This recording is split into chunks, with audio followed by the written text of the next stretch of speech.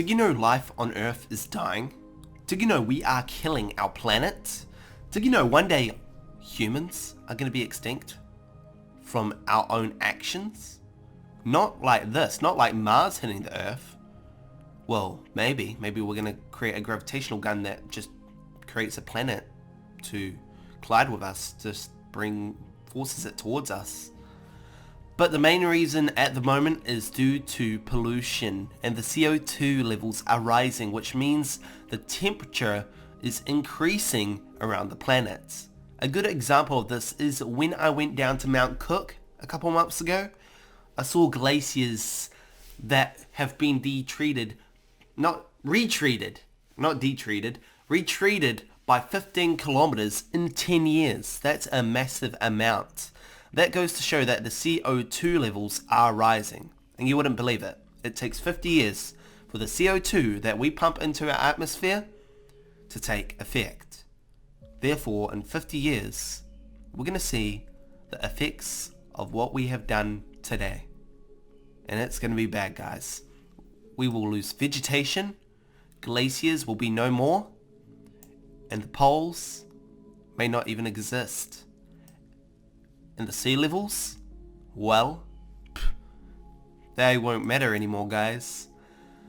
Because nothing will matter, because we have destroyed our world. It's unstoppable. It's an unstoppable force. If we decrease the amount of CO2 we are using now, it will drop off and it won't get worse. And maybe a few years later on, when I say a few, I mean hundreds into the thousands of years, maybe we see the return of glaciers and new native species. But one thing is clear. Native species in different parts of the planet are dying out due to our activity. A good example of this is in New Zealand. In my backyard, we have the kakapo, we have some other birds, some kiwis. They're dying out due to our human activity.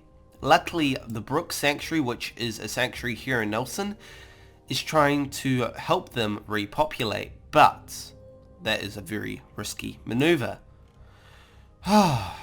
So human activity is one of the reasons on why the Earth is going to have another human extinction. Not human extinction, but a world extinction, and maybe the humans will be in there, because we're not ready for extinction, guys.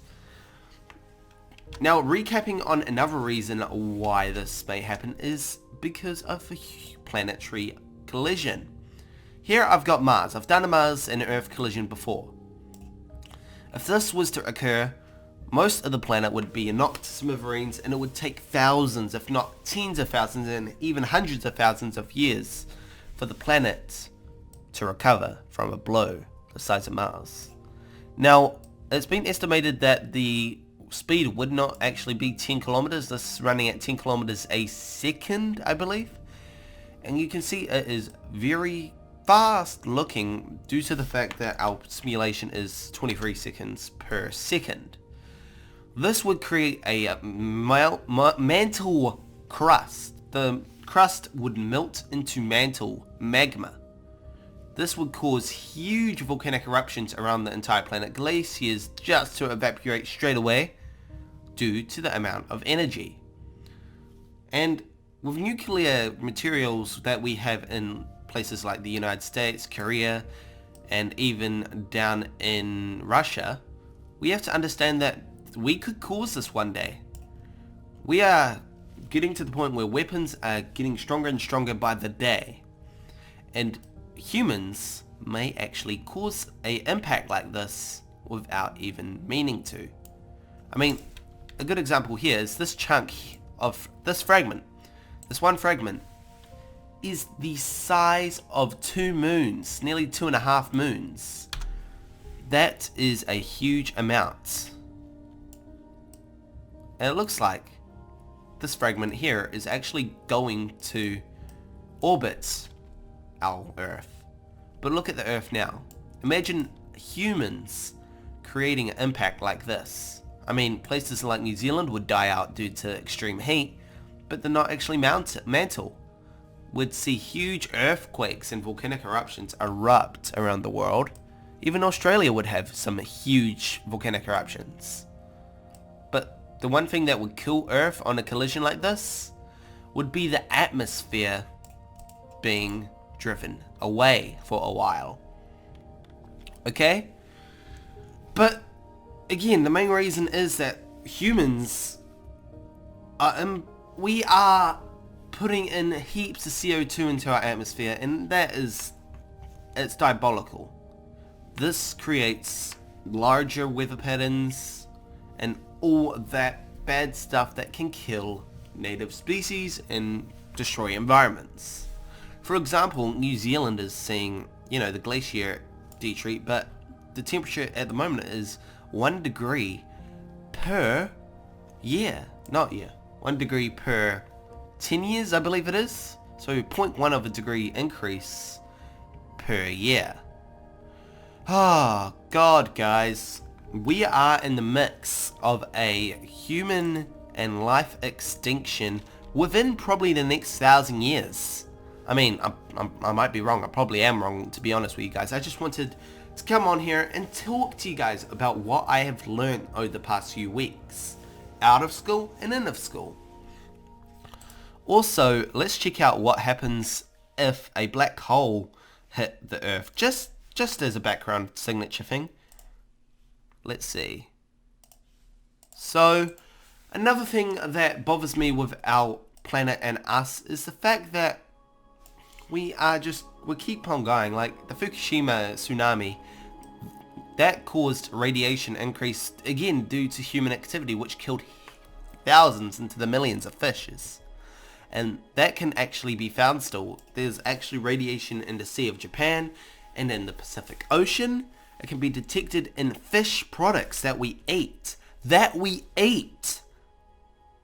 shows that our actions can have an impact on the natural environment straight away. And without our planet, there will be no life in our solar system, unless we're wrong. Unless our planet is not one of a kind at all. Maybe we're just some dumb humans that we can't find any other life at all, because we're too dumb. Could that be the reason? Another reason is actually the opposite.